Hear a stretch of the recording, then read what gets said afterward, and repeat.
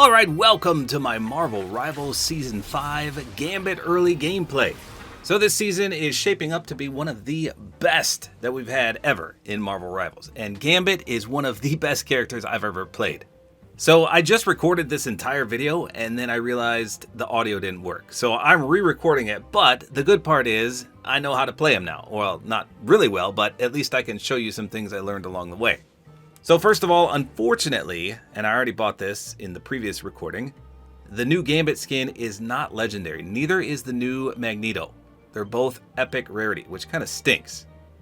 So he looks like Ezio from Assassin's Creed, and I think that's what they were going for here. I actually like his default style better, I'm not gonna lie. But there he is, if you want to get this one. Now let me show you his other style. So this is his default, and he looks really good. That brown coat, the pink armor, the red hair. Like I said, not my favorite here, but I bet a lot of people will love this. And then his off style is this one. I don't know. I think the brown cape is better suited for him. And the white boots, I don't know. He just looks a bit strange with this one. So let's jump right into it. I'll show you how he plays. He's right below Jeff on the Wheel of Fortune over here. So I feel like this is going to be the best healer in the game. He's got so much going for him here. So first of all, his primary attack, he shoots 3 cards out, and he's got a deck of 21 you can see in the bottom left. So every shot takes 3 cards. So it's not that powerful. In fact, I believe it's a 5-shot kill. Let's see. 1, 2, 3, 4, and 5. Yes, 5-shot. Headshots do not count. You can pop someone in the head. It doesn't make the dink dink because no multipliers whatsoever here.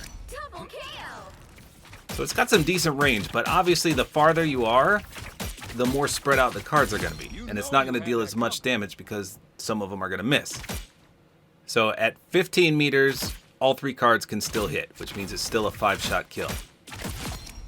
How about 20 meters? Does 20 still count for all 3? If we hit dead center, let's see. Yes, that's still a 5-shot. 25 meters, there's no way all 3 hit at this range, right? I'll line it up right in his chest. No, so this is where it starts to deteriorate. Quite a few more than 5. Let's go in between that. Maybe right here.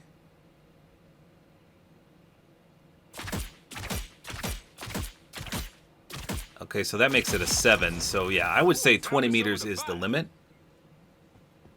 And obviously the closer you are, it doesn't matter. All 3 are still going to hit. It's still going to be the same.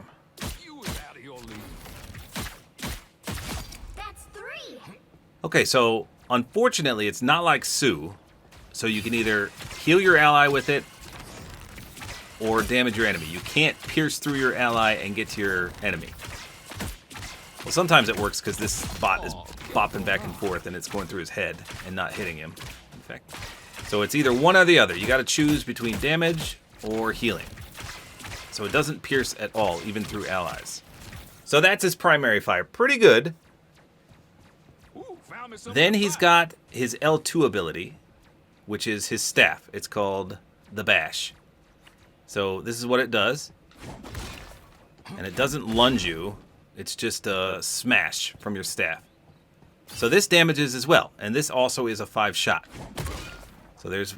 Let me turn the cooldowns off. That was 1, 2, 3, 4, and 5. So it's a 5-shot as well. Now the good part about this is that it also heals. And it's a splash effect. So if I do it right in between these 2 allies, it's going to heal them both. Watch this. Make sure they both take a little bit of damage. Both of them get healed. It's not a great amount of healing. And obviously I turn cooldowns off so that I can continually heal. But if you're amidst a bunch of allies and enemies, you can, bam, hit everyone, heal your allies, and damage your opponents. Which is really cool because it's a big splash effect. So he's got so many healing abilities, it's just ridiculous. Throw in a few smashes in between. So for the L2 ability, you can see there's a number 2 above it. So you have 2 of these with a pretty hefty 7-second cooldown. So just remember that, because his mobility is circle on PlayStation, and it's just this. Beep. It's just a little dash. You can only go forward. I'm trying to hold right and dash, and it still goes forward. If I hold back and dash, it still goes forward. Left and dash, still forward. The only thing you can do is look up, and then it takes you up. So unlimited dash, I could literally fly. But otherwise, it just takes you in a straight line, and it's barely any distance. I think it's like 5 meters. Let's see. Okay, a little more than 5. But it's not that good. Now, every time you trigger this, you can see something says big easy impact, and it's so brief. I mean, if you weren't paying attention, you wouldn't even see that because it pops up so quick. But to do that, you hit L2, which again is your staff, remember. So if you do the circle, which is your mobility, and then you hit L2, this is what happens. You do a little Texas tornado spin. Now this damages as well, watch this. And it does like a triple explosion. And you can also do this one up, but this takes a staff attack away from you. So keep that in mind. So it's a great mobility to couple both of these, but it will literally take your circle away from you and your L2. So let me turn the cooldowns back off and you can see what I mean. Okay, so right now I have 1 circle and 2 L2s. Let me dash and boom. Now I have no circles and 1 L2. Hopefully that makes sense. So this also heals. Yet another healing device. So if you have a straight line of allies, you can and go right through them and heal them as you go. So let me turn that back on. Now watch this. So we'll let them take a little bit of damage. So just boosting through does nothing. But when you couple it with the Texas tornado spin, it heals them. You can hear the noise because it heals. It doesn't heal that much, but it heals. So just nice to know. If you're ever in a pinch and you see a bunch of guys standing in a line, tornado through them. Hit them with the staff. Tornado. Use your primary. Tons of healing options. And we haven't even gotten to his cards yet, which is wild. So just tons and tons of heals. And of course they do damage as well, as I showed you. So he's a jack of all trades, no pun intended. Let me turn the cooldowns back off. So you can see he's got 2 sets of cards down there. He's got a heart, which is L1, and a spade, which is R1. So hearts are for health. Spades are for damage. Okay, keep that in mind. And then you also have 4 cards right below your crosshair. Now, unfortunately, there's no way, as far as I can tell, to replenish those any faster. Once you start using those, they go down fast, and they come back slow. So your primary doesn't affect those. Your Texas Tornado and your dash doesn't affect those. The only thing that affects those 4 cards on your screen are the L1 and R1 abilities, which are the heart and the spade. Okay? So when you hit L1, which is the hearts, which heals, as soon as you hit it, you can see there's a pink bar. That is a self-healing effect. So when that bar disappears, your self-heal goes away. So let me take damage and I'll show you. Just by pressing that button, you're going to self-heal. Okay, so watch this. I took quite a bit of damage there. I'm going to hit L1. And it's a self-heal. Very slowly, mind you, but it will self-heal until that pink bar disappears. So that takes 1 card just to trigger that and float it around you. The self-heal takes 1 card. Now also when you bring up that heart deck, there's 2 options. You can flush or you can raise. If you flush, it does Adam Warlock's heal. And it also heals you. So it takes 2 cards to do that. 1 to bring it up, and then 1 when you push it again.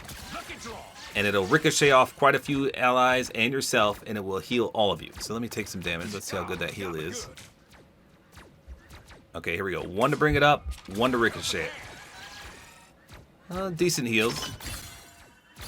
The longer you wait, obviously the more self-heal you're going to get from that pink bar that rotates down.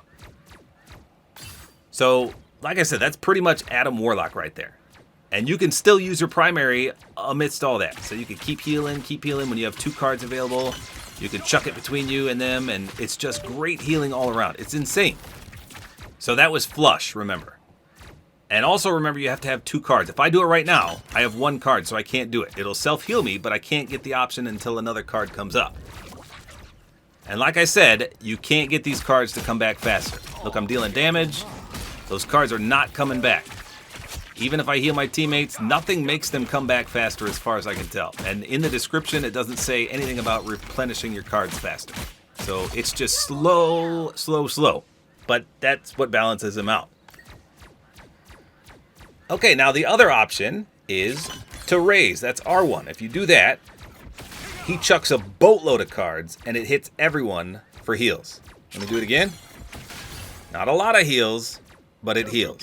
Now, what that one is good for is for purifying. So that's the one that will fix Black Widow's ult, Groot's ult, Doctor Strange's ult, any slowdown, anything. Any CC, I think, that you get, you just chuck that one out, and it heals everyone that it hits, and it purifies them. So in most situations, you're going to be using the Adam Warlock one, which ricochets off everyone. But if you see your team get affected by something, then you want to chuck the Purify one at them. But again, you have to have 2 cards. It won't even let you do it until you have 2. So those are the Heart deck. That's L1. Really cool. Now remember, I said Spade is for damage.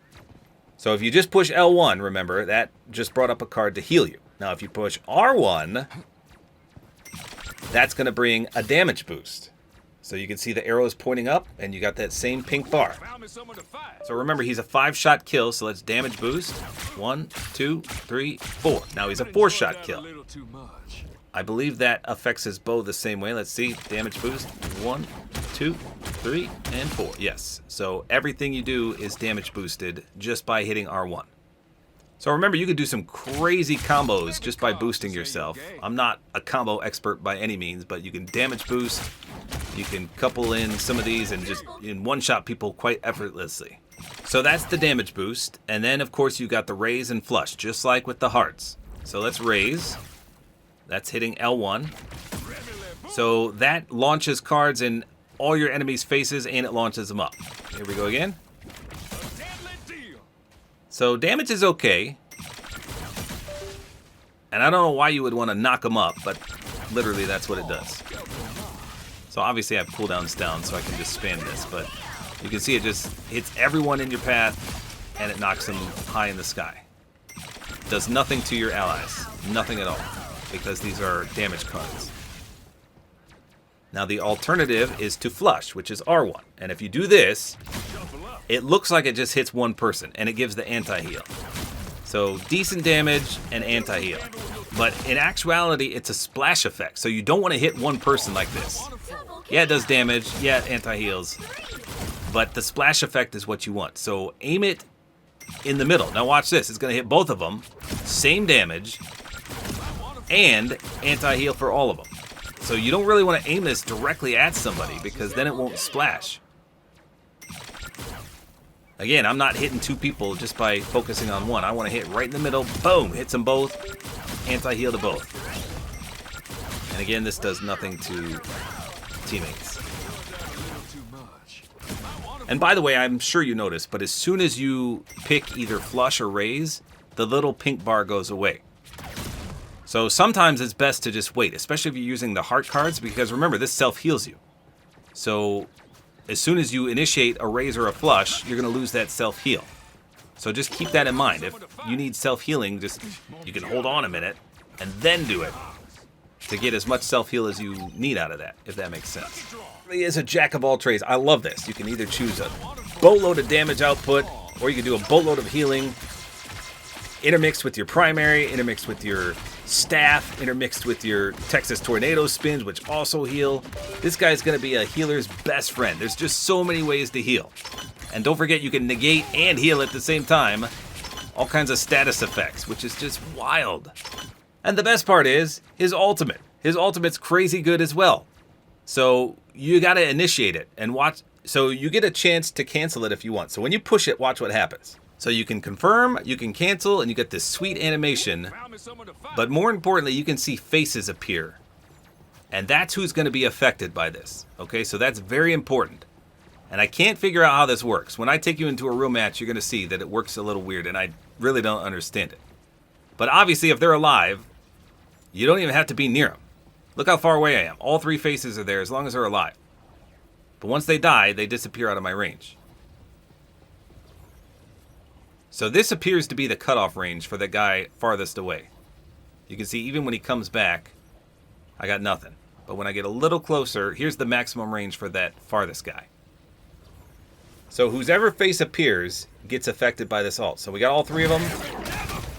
Look what it does. It continually heals them all the way from here. I don't even have to be near him. It just does it automatically. This guy's not taking damage, so it doesn't count for him.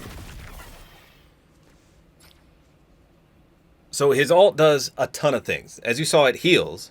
it purifies, so that wipes away Groot, Strange, Black Widow, anyone who has an ult like that.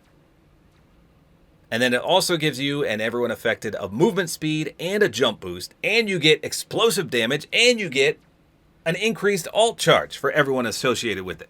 So let me show you the explosive damage. So remember, he's a 5-shot kill, but when you initiate this, he turns into a 4-shot because of the explosive damage. Now let me do it a little slower. You can hear it right there. It goes whoosh. Double kill. Let me do it again.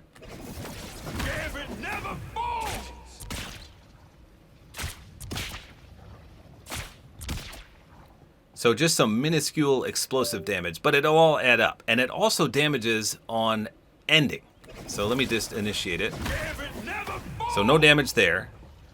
Now I'm just going to stay by him when it expires and watch. It's going to damage him. Well, that's a decent amount of damage for doing nothing. I mean, you didn't have to do anything to make it do that. So explosive damage. And you can still use cards during this as well, so you could increase your damage and get even more. But remember, anyone whose face appears gets the healing, they get the movement boost, and you get this super jump. Look how high you can jump now. And then anyone you're standing by, let's see if it hits both of these guys on ending. Yeah, it does. It sends out a shockwave that damages anyone nearby. So if their face is not in here, they don't get affected at all. So this guy is not going to be affected. Look, he's not getting healed even if I stand by him. This will do nothing. His face has to appear in that ult to be affected. So this is like the coolest ult I've ever seen because it does so much. You just want to make sure you get as many of your teammates in this as possible. And remember, you can still heal during this. So the healing output's going to be insane. But as far as I can tell, it doesn't affect your cards at all. So let me turn cooldowns off. So we'll do it again.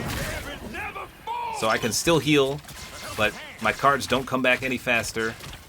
Like I said, there's no way as far as I can tell. But you can still heal, you can still use your staff. Lots of healing potential here with this ult. Now, unfortunately, his melees do not heal. So it's only his primary. However, you can intermix his melees in between damage, and it does quite a bit. And there's really some good one-shot potentials with some of his spade attacks. And if you mix in his Texas Tornado as well, there's just so much you can do to instantly kill someone with 250, 275 health, which is crazy. So there you go. I think they nailed Gambit. They knocked him out of the park. He is a blast to play. He's great on offense, great on defense, great heals, like I said. Just a sensational character. Can't wait for everyone to experience him. He's amazing. Hopefully you guys enjoyed this video, and a like is always appreciated.